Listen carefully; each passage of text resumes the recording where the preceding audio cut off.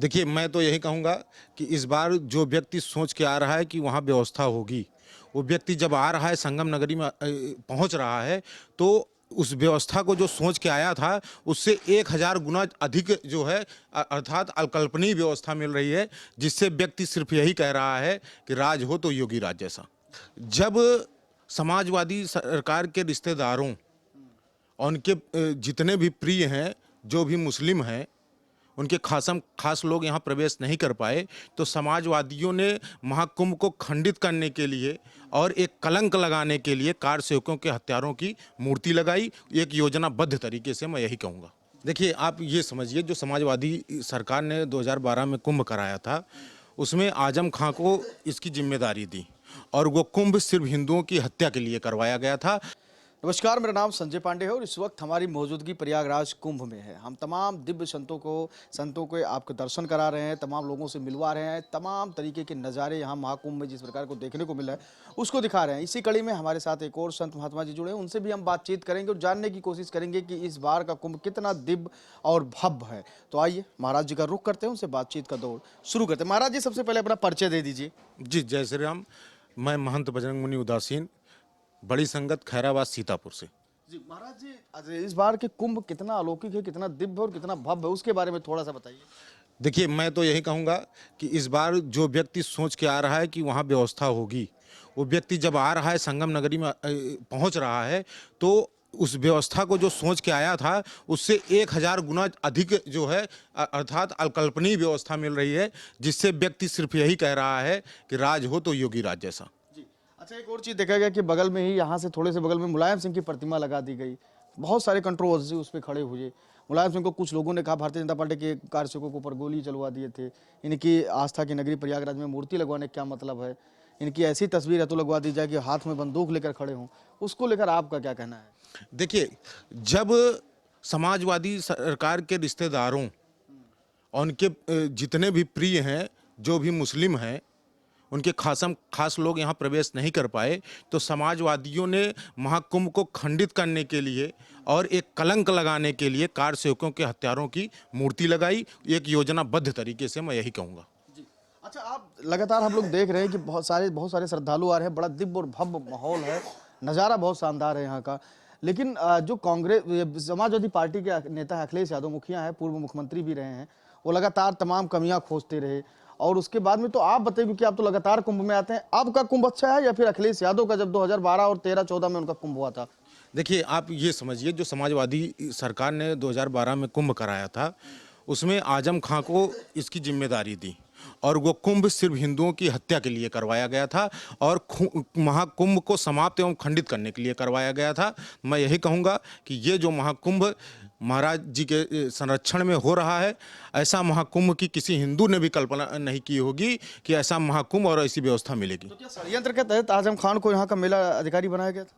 एकदम सत्य है। जब आप ये समझ सकते हो कि इतनी बड़ी व्यवस्था में इतने बड़े जो है साधक, हमारे हिंदुओं के हृदय सम्राट कुर्सी पे बैठे हैं, वो इतनी बड़ी व्यवस्था कर रहे हैं, मुस्लिमों को प्रवेश नहीं दे रहे हैं जिससे महाकुंभ में कोई अव्यवस्था ना हो पाए, तो जब कार सेवकों के हत्यारे की एक मूर्ति लगा के इसको खंडित करने की कोशिश की जा रही, तो जब उनका राज रहा होगा तब उन्होंने क्या किया होगा? क्या किया होगा आजम खान ने? तो आजम खान ने यही किया कि स्टेशन तुरंत बदलवा दिया, तुरंत जो है बस स्टॉप बदलवा दिया, सिर्फ वो योजना के तहत करवाया गया कि इससे हिंदुओं की हत्या हो सके और महाकुंभ का जो एक दृश्य है या सोच है, उसका एक निगेटिव पॉइंट विदेश में या देश में जा सके। जी, अभी आप कह रहे थे कि मुसलमानों का आना बैन कर दिया गया, तमाम इस पर भी बातें हुई, तमाम पॉलिटिशियन ने इस पर बयान दिया, तमाम साधु संतों ने बयान दिया, तो मुसलमान क्यों ना आए?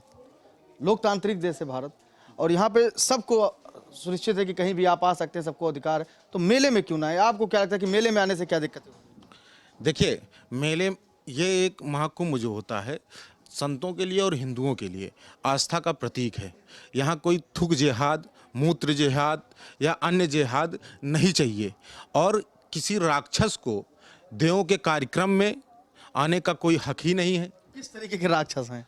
वो भक्षण करने वाले राक्षस हैं, हिंदुओं को भक्षण करने वाले राक्षस हैं, हमारी आस्था को भक्षण करने वाले राक्षस हैं। जब एक राक्षस को मेला की जिम्मेदारी मिल सकती है और वो महाकुंभ को नष्ट करने की बात करता है, महाकुंभ में एक पापी व्यक्ति हिंदुओं की हत्या करवा देता है, दौड़ा के जो है भगदड़ करा के, तो आप समझ सकते हैं कि जब कई राक्षस यहाँ इकट्ठा होंगे तो वो क्या स्थिति होगी। बहन बेटियों के भी सुरक्षा को लेकर अगर थोड़ा आप लोग सोचे कि अगर वो लोग आएंगे तो इस तरीके से बातें हो सकती हैं। देखिए, बहन बेटियों की सुरक्षा की बात आप अच्छी तरह समझिए कि एक तस्मीरा नजरीन जी हैं, आप जानते हो, मुस्लिम की बेटी होके ही पूरे विश्व के 57 देश के मुसलमान उसको मारने के पीछे पड़े हैं। उसका कारण क्या है कि उसने एक लज्जा पुस्तक लिखी और उस लज्जा पुस्तक में बांग्लादेश में हिंदुओं के ऊपर हो रहे अत्याचार, अगर आप देखेंगे कि तहरूस खेल होता है। तहरूस खेल आप सुन लीजिए क्या होता है। जिस क्षेत्र में मुसलमानों की संख्या ज़्यादा हो जाएगी, आबादी ज़्यादा हो जाएगी, वहाँ मस्जिद से फरमान होता है, जब किसी हिंदू की, सिख की, ईसाई की या जो है बौद्ध की या जैन की लड़की जवान होगी 13 साल की, तो वहाँ मस्जिद से फरमान होगा कि जाओ उसको पवित्र करो। तो 5-6 मुसलमान तलवार लेके जाएंगे और 200-250 मुसलमान और उसके माता पिता को खड़ा कर देंगे या उसके परिवार के लोगों को तलवार की बल पे, और उस लड़की को एक ग्राउंड में से छोड़ देंगे और 5-6 मुसलमान उसके ऊपर टूटेंगे उसका बलात्कार करने के लिए। तो कोई अपनी तरफ खींचेगा, कोई अपनी तरफ खींचेगा, और जो उसके साथ पहले संबंध बनाएगा वही उस खेल में विजयी होता है। यही है तहरूस खेल। और इसको लज्जा पुस्तक में तस्मीरा नजरीन ने जब हिंदुओं की पीड़ा, बहु बेटियों की पीड़ा देखी तो जो है लिख के बताया, तो जिससे मुसलमान देखा, अरे मेरे धर्म के बारे में बता रहा है, ये तो पूरी सच्चाई बता रहा है। भाई, कुरान कहती है कि आप मतलब मुस्लिम लड़की अपने पिता के साथ, अपने भाई के साथ संबंध बना ले, लेकिन किसी काफिर अर्थात हिंदू या बौद्ध या सिख या अन्य जैनी के खिलाफ से संबंध न बनाए। अच्छा महाराज जी, आपके बारे में एक और चीज़ सुनाई थी कि आपको कई बार आपके ऊपर हमला हुआ, वो क्या कारण है कि हमला हुआ और कब कब हमला हुआ और किस तरीके से हुआ? देखिए, मेरे ऊपर सन 2021 से अभी तक 9 हमले हो चुके, और आप जानते हैं कि एक विदेशी मुसलमानों का ब्लैक बोर्ड है जिसे मोहम्मद जुबैर कहते हैं, उसको मैं जेल भी लेके आया, जिसको निपुर शर्मा चिल्ला चिल्ला के कहती थी कि अगर मेरे परिवार की हत्या होगी तो मोहम्मद जुबैर ही उसका जिम्मेदार होगा। उसका सिर्फ एक कारण है कि जिस एरिया में मैं रहता हूँ वहाँ 85% मुसलमान रहता है। वो हिंदू बहु बेटियों का शोषण करता था, हिंदुओं को शोषण करता था। मैंने उनकी आवाज़ को उठाई, उसके कारण ही ये सारा चीज़ें हो रही हैं। कहाँ कहाँ कब कब हमला हुआ? मुझे 2021 में नवंबर में एक हमला हमारे ऊपर होता है, फिर 22 में जो है जनवरी में हमला हुआ, फिर मार्च में हमला हुआ, फिर मई में हमला हुआ, फिर वो सितंबर में हमला हुआ। ये सब मुसलमान थे हमला करने? सब सब सब सब तो इनके ऊपर कोई कार्रवाई नहीं? सबके ऊपर कार्रवाई होती है। कहाँ कहाँ चोट लगी आपको, थोड़ा सा दिखा दीजिए हमारे को। मेरा देखिए गला काटने की कोशिश की गई है, मुझे 23 चाकू मारे थे, 6 मुसलमान ने मारा था। फिर मेरे ये देखिए सर के पास इधर जो है चाकू मारा है, फिर मेरा पेट फाड़ने की कोशिश की गई। मैं आज चल नहीं पाता, स्टिक के सहारे चलता हूँ। मेरे स्पाइन में चाकू मारा गया है, पैर में चाकू मारा गया है, 23 चाकू से मुझे मारे गए थे। तो आपको बता दें कि महाराज जी चल नहीं पा रहे हैं, इस हमले में अपना उन्होंने पैर भी गंवा दिया, लेकिन लगातार सनातन धर्म के लिए डटे हुए हैं और लगातार कह रहे हैं कि हम मुकाबला कर रहे हैं, संघर्ष कर रहे हैं, इसके पीछे जो भी कुछ होगा उसके लिए हम आगे भी संघर्ष करते रहेंगे। एक और बात एक नेता है, दलित नेता है चंद्रशेखर आज़ाद रावण, जब उनसे बातचीत हुई, मीडिया से रूबरू हुए, तो मीडिया वालों ने पूछा कि आप महाकुंभ कब जाएंगे, तो उन्होंने कहा कि वहाँ तो सब पापी जाते हैं। तो हमने देखा यहाँ पे हम आए तो देखे तमाम दिव्यता है, भव्यता है, तमाम बड़े बड़े संत आते हैं। जरूरी नहीं कि सब पापी हो तो वही लोग आते हैं, तमाम लोग आस्था के कारण भी आते हैं। तो ऐसे नेता जो हिंदू धर्म में ही फूट डाल रहे हैं और मुसलमानों के हित की बात कर रहे हैं, उनको लेकर क्या कहें? देखिए, मैं तो यही कहूँगा कि चंद्रशेखर आज़ाद जो है खतना करा चुका है। वो अप्रत्यक्ष रूप से, जैसे ईसाई लोग अपना धर्म परिवर्तन करने के बाद हिंदू नाम रखते हैं, वैसे चंद्रशेखर आज़ाद भी खतना करा चुका है। वो सिर्फ एक हिंदू नाम अपना रखा हुआ है कि जिससे वो हिंदुओं के अंदर फूट डाल सके, और वो उस स्तर का व्यक्ति है नहीं कि जिसकी बातों का मैं जवाब दे दूँ, क्योंकि वो जो है विधर्मी आदमी है, और विधर्मी व्यक्ति के बातों का जवाब देना हम लोग उचित स्वयं नहीं समझते, ये मर्यादा के खिलाफ समझते हैं। अच्छा, एक मौलाना है साहबुद्दीन रिजवी, उन्होंने कहा कि ये पूरी ज़मीनें वक्फ की है जिसमें प्रयागराज हो रहा है। मैं तो ये कहूँगा कि मौलाना साहब को अपने अब्बा से ये पूछना चाहिए कि उनके अब्बा के अब्बा कौन थे। उनको ये पूछ लेना चाहिए कि कौन थे, तो रामलाल, श्यामलाल और घनश्याम निकलेंगे।